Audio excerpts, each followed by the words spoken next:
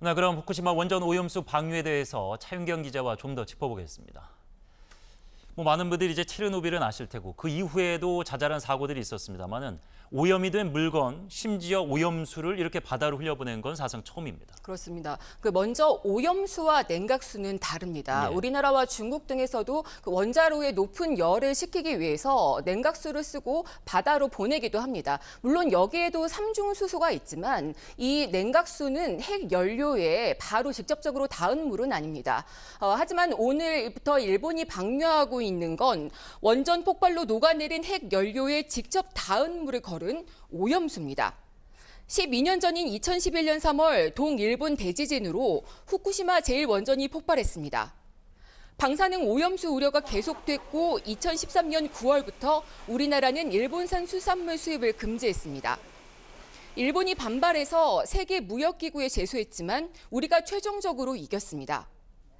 이 사이 일본 정부는 오염수 해양 방류가 최단 기간에 가장 저렴한 비용이 든다고 결론을 내렸고 2021년 4월 방류를 하겠다고 선언했습니다.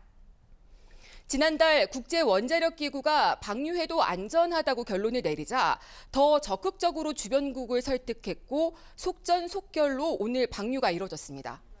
예, 우리 정부가 이제 국민들을 조금 안심시키기 위해서 했던 얘기 중에 하나가 방류를 해도 우리 해안은 바로 오지 않는다. 저는 2년 정도인 줄 알았더니 이거보다 길긴 하네요. 러시아 지나서 미국 갔다가 한 그렇습니다. 4년? 이러면 4년 만에 돌아온다고요? 네, 우리 정부의 발표도 그렇고요. 또 다른 나라 연구진들도 많이 비슷한 결과를 내놓고 있습니다. 태평양을 크게 한 바퀴 돈 다음에 4년에서 5년쯤 뒤 한반도 해역에 도착할 거라는 겁니다. 다만 그 해류의 변동성이 있기 때문에 도착 시점이 달라질 수도 있습니다. 지금 같이 보시고 있는 건 2년 전에 중국 칭화대 연구팀이 내놓은 결과인데 최근 다시 화제가 되고 있습니다. 방류된 오염물질이 240일이면 중국 동부 해안에 오고 1200일이면 북태평양을 덮는다는 겁니다. 오염수 방류가 환경에 끼치는 영향을 놓고 과학계 의견도 계속 엇갈리고 있습니다. 汚染水が放流したつもりが、海洋からですね、今度は逆にですね、日本列島の方に、トリチウムだけではなくてですね、放射性各種がですね、海風等でまた戻ってきますから、ブーメラン現象で。